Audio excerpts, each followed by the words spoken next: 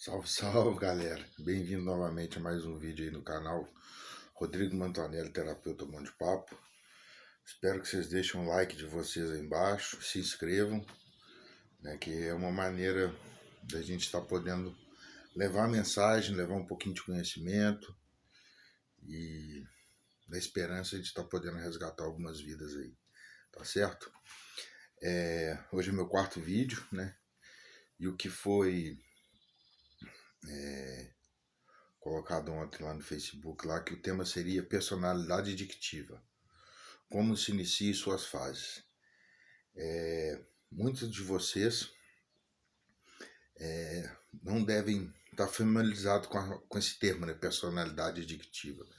Alguns conhecem, têm o conhecimento da doença chamada dicção, mas não são conhecedores de que existe uma personalidade atrás da doença, né, cara? E vocês podem estar se perguntando agora, eu começo a desenvolver essa personalidade dictiva a partir do momento que eu inicio a ativação da minha dicção, ou seja, dos meus padrões comportamentais? Não. Esse vídeo ele serve também muito para que eu possa trabalhar de forma preventiva na vida dos meus filhos, na vida daquelas pessoas que estão perto de mim, porque eu começo a construir essa personalidade dictiva da pré-adolescência para a adolescência. Mas como assim, Rodrigo? Através de comportamentos fora do padrão, fora da essência e fora da normalidade, vamos assim dizer, né, cara? Muitas pessoas começam a ter um desvio de caráter. Eu não gosto de usar a palavra mau caratismo, né? Acho muito forte. Eu prefiro usar a palavra desvio de caráter. As crianças começam a mentir sem ter necessidade de mentir, a mexer no dinheirinho do pai, da mãe. Mas espera aí, Rodrigo, necessariamente isso quer dizer que meu filho vai usar droga? Não.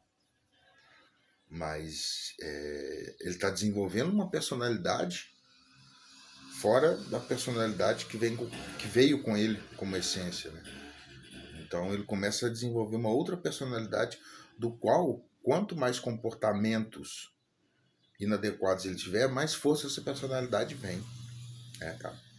E uma vez essa personalidade instaurada ou ramificada dentro da pessoa, esses padrões dos quais são fora de fora da normalidade, né? Eles começam a se tornar comuns e passa algo que se torna que algumas 24 horas era visto como algo errado, né? Passa a se tornar uma coisa comum, normal, corriqueira. Quando as pessoas voltam a ter esses desvios de caráter, já sem ter a consciência daquela auto-reflexão. As pessoas já pensam já em seguir a vida do jeito que for, né? E então é isso, ela se inicia mais ou menos na pré-adolescência, na adolescência, né? E o motivo dessa criação dessa personalidade dictiva, da habilidade de lidar muitas vezes com algum sentimento, com algum trauma, bullying. Algo dentro dele não se encaixa, não se completa.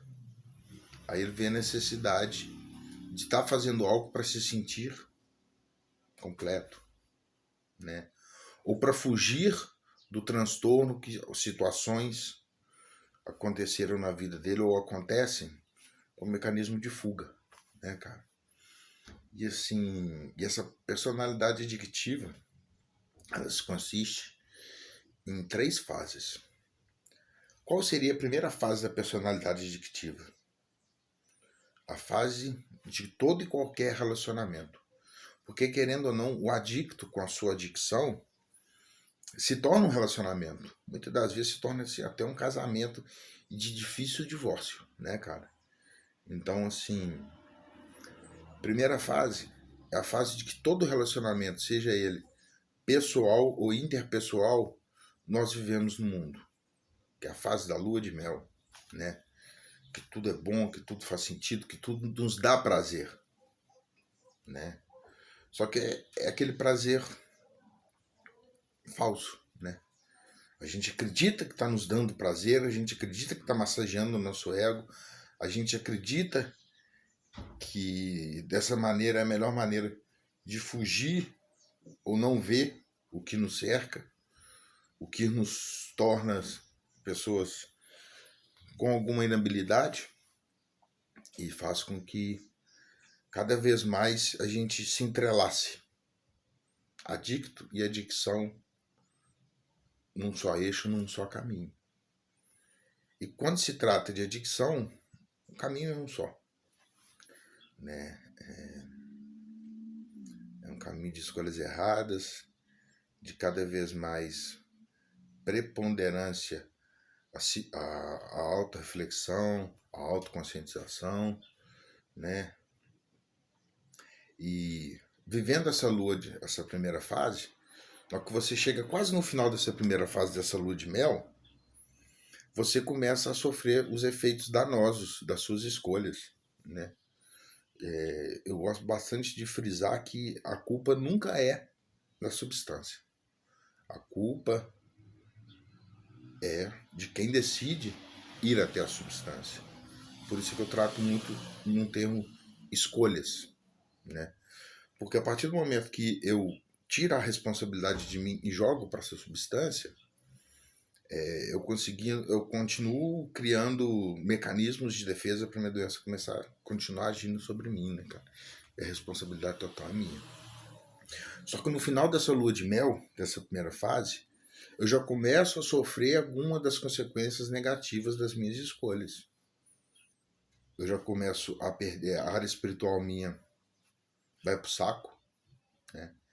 É algo que eu perco completamente a conexão com o poder superior, da forma que eu concebo, compreendo. Eu começo a deixar de ser o filho que eu era, o pai que eu era, o irmão que eu era, enfim. Não é que eu vou perdendo valores, mas eu vou deixando de usar esses valores a meu favor, a favor da minha família, a favor da sociedade, né? E quando eu começo a começar a ter problemas financeiros, conjugais, familiares, né, devido a essas minhas escolhas, mesmo estando na lua de mel, eu caio na segunda fase. A segunda fase é algo que eu acredito que todo ser humano tenha, por mais maldoso ou escrupuloso que ele tenha, que chama-se consciência. Eu começo a criar consciência de que aquelas minhas escolhas não estão sendo tão produtivas e favoráveis a mim mesmo da maneira que eu achava. Quando eu iniciei meu relacionamento, quando eu iniciei minha lua de mel, né? Só que meu corpo já criou uma certa tolerância, eu já criei uma dependência e os meus desvios de caráter já são bem acentuados. E eu preciso de alimentar a minha doença, porque a minha doença todos os dias pede, né? A segunda fase, então, eu começo a arrumar muletas. O que seria muletas? Desculpas. Desculpas das quais eu me convenço estar certo no meio do errado para justificar essa continuidade de escolhas erradas para minha vida, né, cara? E uma das mais usadas, uma das que deixam mais o adicto confortável, dentro de uma zona de conforto, mesmo que autodestrutiva, uma zona de conforto, é aquela: eu gasto com meu dinheiro, eu trabalho a semana inteira, eu não deixo faltar nada dentro de casa. Cara, isso é obrigação, sabe? Minha adicção não tem barganha, velho, não tem troca. Toda vez que eu busco trocar com a minha adicção, eu perco. Ela faz com que eu acredite que eu esteja ganhando naquele momento. Eu posso até ganhar isso aqui, mas o que eu perco depois diante desse pequeno ganho é gigantesco, sabe? E cada vez mais meu repertório de muletas, de desculpas, de justificativas, enfim, são maiores. Até que a minha impotência perante a minha adicção torna-se algo devastador, sabe? Eu realmente não tenho mais controle nenhum sobre mim. Aí eu começo a não só colocar a minha vida em risco, como a vida de terceiros, né? Essa terceira fase da personalidade adictiva, muitos conhecem como fundo de poço, né? A sociedade caracterizou algumas situações como fundo de poço, né? E dentro dessas características que a sociedade impôs para a própria sociedade, pela sociedade, quando eu começo a colocar em risco a vida dos meus familiares, a vida dos meus filhos, a vida da minha esposa. Mas como assim colocar em risco, né, Rodrigo? É a questão do... Eu começo a dever traficante, o traficante vai começar a bater uma pau na minha casa, eu começo a fazer dívidas altas, as pessoas começam a ir no comércio da família, começam a parar os familiares na rua cobrando dívidas, né? É quando, ou seja, eu estou totalmente impotente perante a minha adicção. Eu estou o fantoche. A adicção faz e me leva onde ela quer.